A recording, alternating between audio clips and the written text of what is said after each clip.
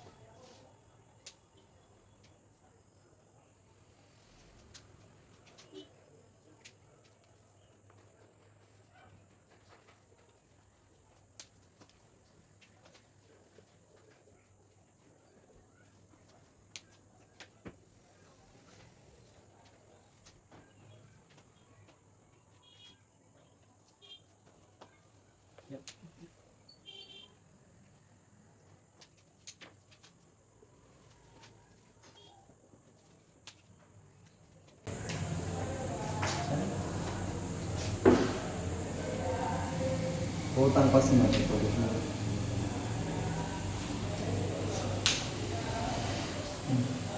ini lok sudah.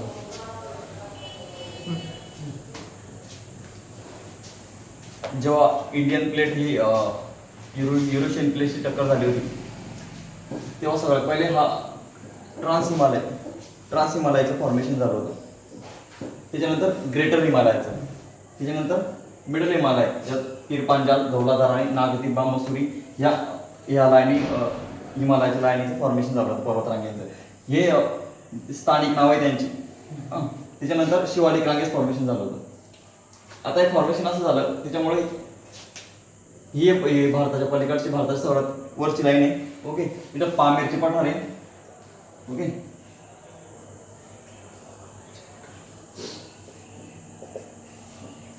हे जेव्हा हिमालयाचे formation झालं, तेव्हा बृहत हिमालय, जे बृहत हिमालय याचं सर्वात मोठं विचार, सर्वात उंच शिखरे या हिमालयात बृहत हिमालयावर आढळतात, सर्वात मोठी शिखरे. आणि जेव्हा युरेशियन प्लेट सोबत टक्कर झाली, ती इथे युरेशियन प्लेट होती, आणि जेव्हा भारतीय प्लेट अशी त्याला टक्कर झाली, भारतीय प्लेटीची, तेव्हा हा भाग इकडचा जो मधला भाग आहे हा अगोदरला टक्कर झाली त्याची, नंतर इकडचा भाग झाला, नंतर इकडचा भाग. त्याच्यामुळे जेव्हा आपण पाहू जेव्हा जे मध्य हिमालय आहे त्या सर्वात उंच शिखरे आढळतात. उदाहरणार्थ माउंट एव्हरेस्ट, कांचनजुंगा ते इथं आढळतात. आणि त्याच्यानंतर इकडचे 2 नंबरचे सगळ्यात उंच आहे. त्याच्यानंतर इकडं उंची कमी होत जाते त्याची, म्हणजे पश्चिमेकडून पूर्वेकडे हिमालयाची उंची कमी कमी होत जाते. आणि त्याच्यानंतर इकडे ते पूर्वांचल हिमालय, त्याच्यानंतर इकडं आपला अंदमान आणि निकोबार बेटे ते पण हिमालयाचं एक्सटेन्शन आहे. हे लिहिलं एवढं तुम्ही हे समजलं तुम्हाला डायग्राम. ही डायग्राम त्यासाठी की तुम्हाला कळेल की हिमालयाचे पर्वतरांगी कशा प्रकारे. कधी प्रश्न विचारतात शिवालिकच्यावर कोणते पर्वतरांगी आहे, धौलाधारच्या पीर पांजालच्या वर कोणती पर्वतरांगी. आणि हे जास्कर पर्वतरांगी ना, ही बृहत हिमालयाचाच भाग आहे. जास्कर पर्वतरांगी बृहत हिमालयाचा भाग आहे. बस समजलं. आता आपण एक पर्वतरांग पाहू.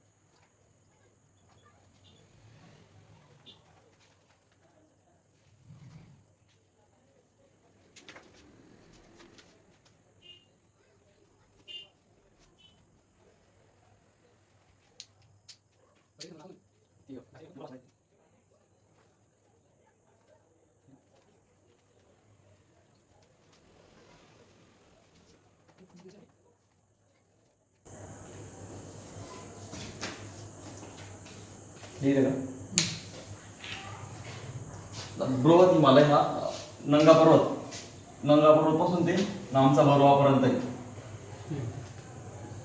नंगा पर्वत पासून ते नामचा बरोवापर्यंत आहे.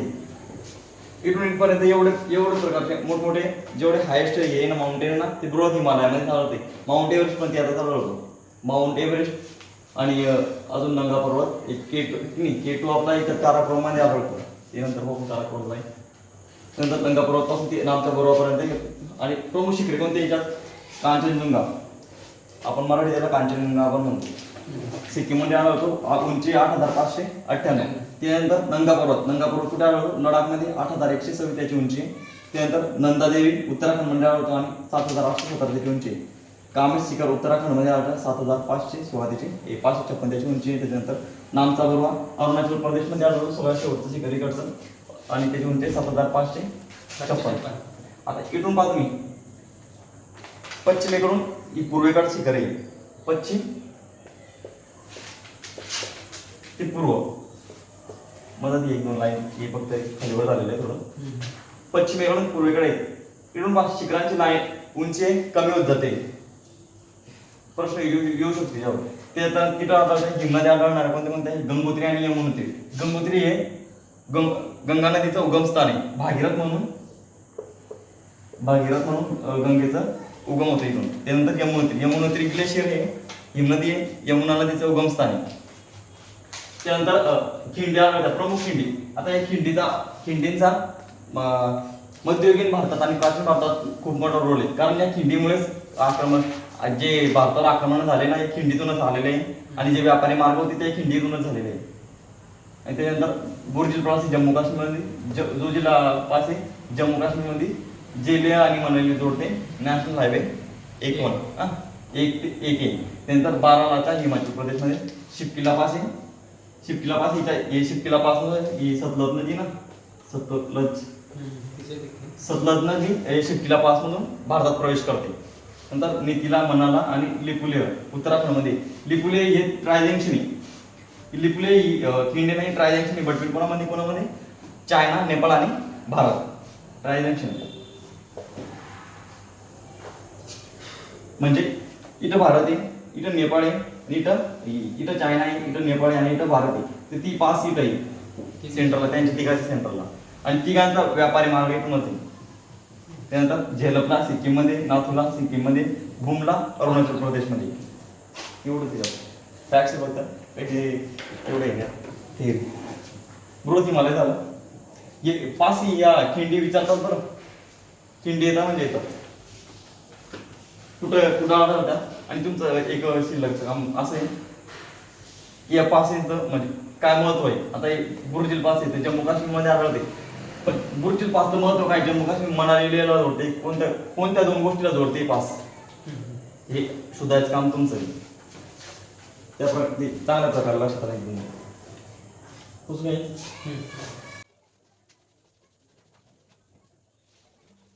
डायरेक्ट गूगल फीडबॅक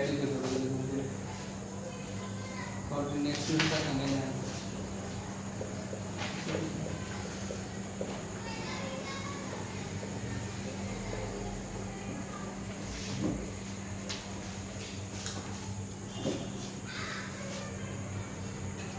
उंची कशामुळे वाढते बरं. ते आमच्या कामाला निघत नाही.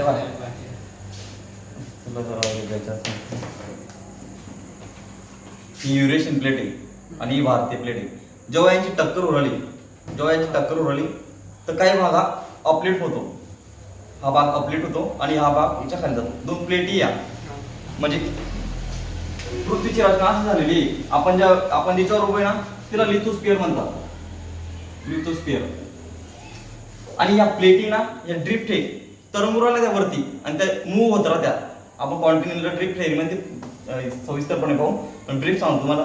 त्या मूव्ह होत राहत्या त्या प्लेटी जागा चेंज करत राहत्या कारण खाली होलक्याने मोठ्या प्रमाणात लावा आहे त्याच्यानुसार ते चेंज होत राहते. जेव्हा लावा पिघळतो तिथं इकडून म्हणजे ट्रान्सफॉर्मेशन होत राहतं लावाचं. लावा पहिले खडक बनतो परत विरघळून लावा बनतो खडक लावा त्याच्यामुळे तिच्यात एक हालचाल होत राहते प्लेटीमध्ये आणि प्लेटीच्या हालचालीमुळे ते प्लेटीना भारतीय प्लेट इकडं मूव्ह राहिली कुठं युरेशियन प्लेटकडे.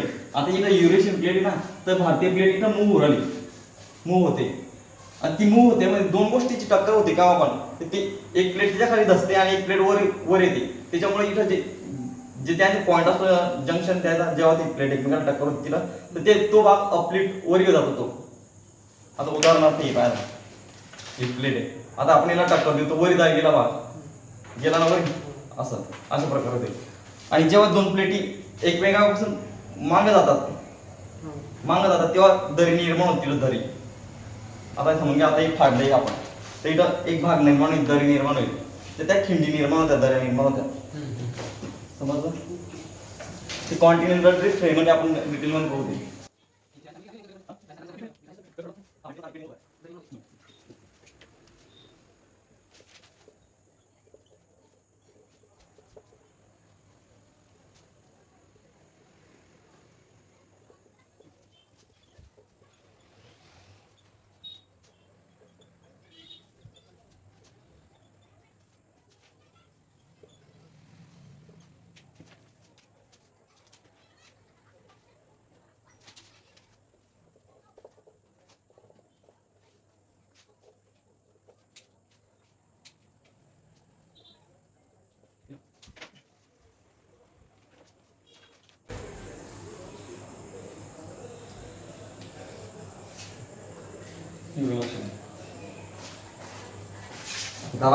काराकोरम पर्वतरांगी फॉर्मेशन झाल्यानंतर ग्रेट हिमालयाचं फॉर्मेशन झालं एक जी अविस्तृत लंबी विस्तीर्ण लाईन.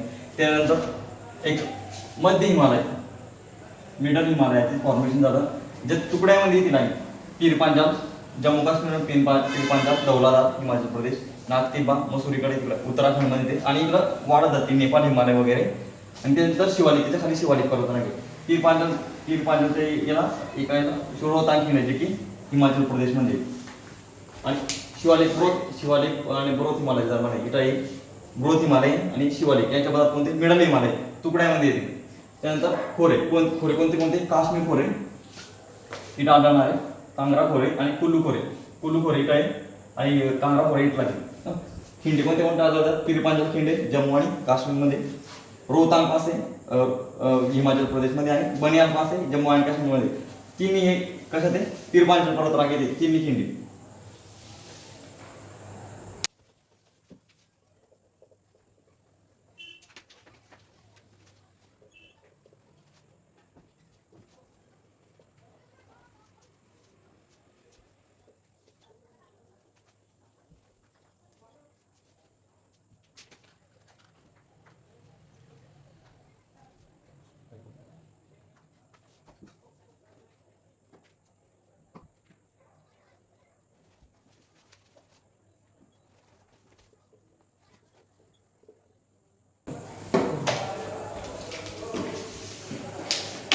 शिवालिक पर्वताला कुठं आढळते? मध्य हिमालय ते गंगेचे मैदान. तर गंगेचे मैदान आहे इथं शिवालिक आहे आणि इथं मध्य हिमालय आहे. सिंधू नदीपासून इकडं सिंधू नदी आहे, सिंधू नदीपासून ते इकडं तिस्ता नदी पर्यंत याच्या दरम्यान कोणतं हे आढळतं? शिवालिक हिमालय आढळतं. ते म्हणतात डून आणि द्वार्स हे सुपीक मैदान आहे. परीक्षेत विचारू शकतात. डून आणि द्वार सुपीक मैदान आहे. जाफरान, सफरचंद, अक्रोड पीक घेण्यासाठी उपयुक्त असते. ओके, एवढंच आहे.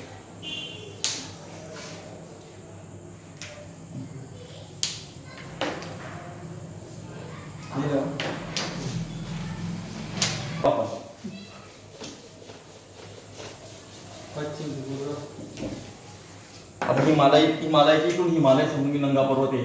इथून हिमालयाची लांबी घेतलेलं आहे. हिमालय असा आहे. नंगा पर्वत, ओके.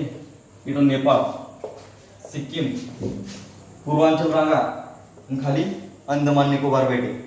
हिमालयाचं एक्सटेन्शन आहे. हिमालयाचं एक्सटेन्शन आहे अंदमान आणि निकोबार बेटे. नाही विचारत तिला आम्ही.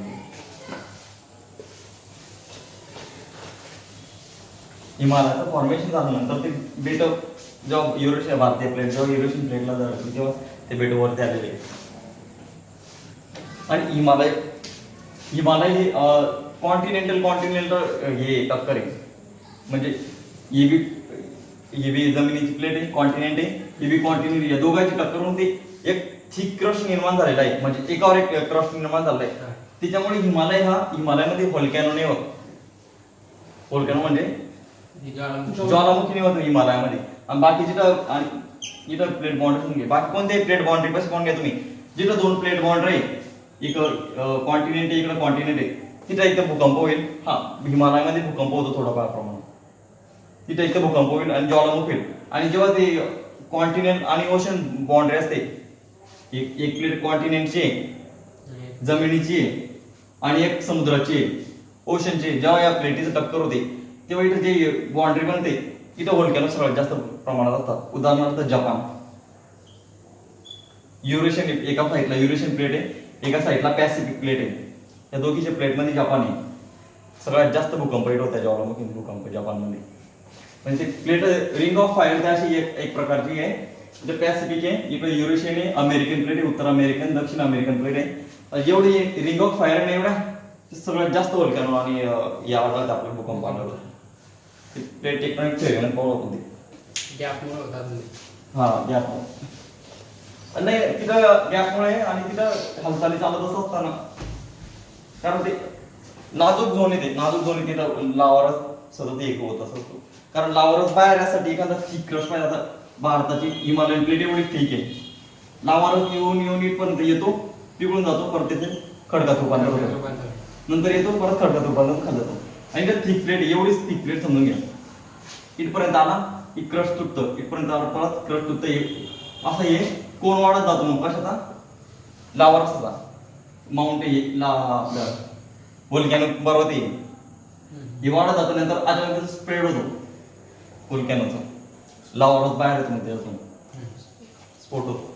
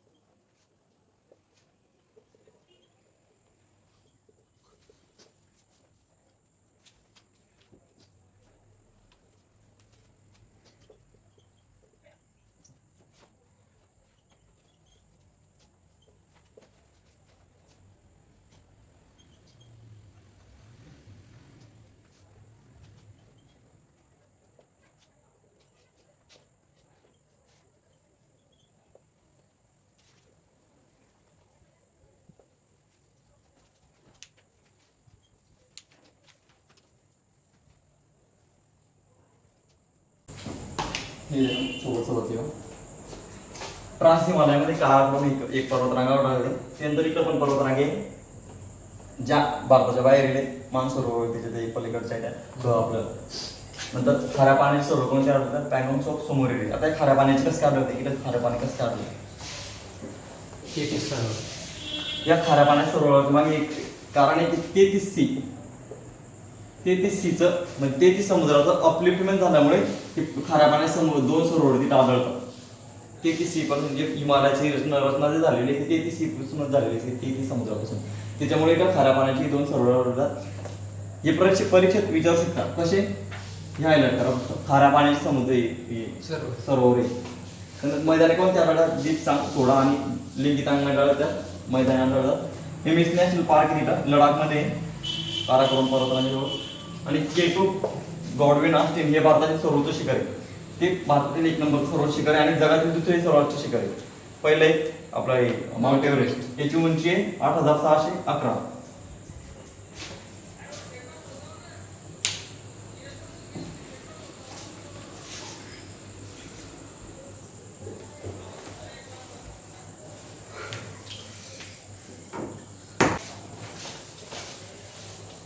नंतर अभ्यास करू हे चालेल.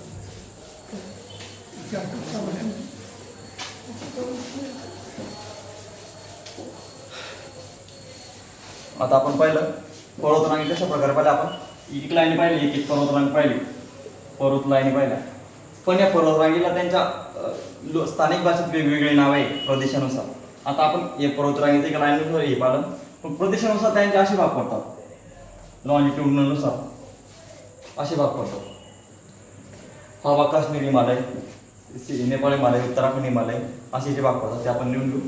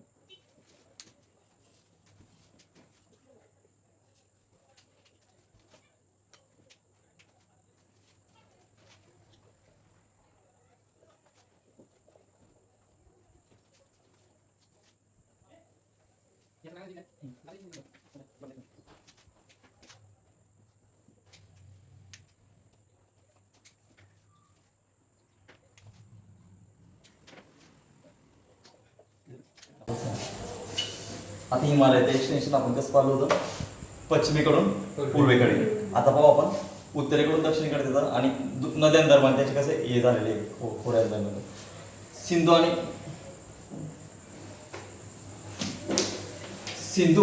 आणि सतलज नदी दरम्यान कोणते हिमालय? काश्मीर हिमालय आणि त्यालाच पंजाब हिमालय पण म्हणतात. काश्मीर हिमालयामध्ये कोणती पर्वतरांगे आढळतात?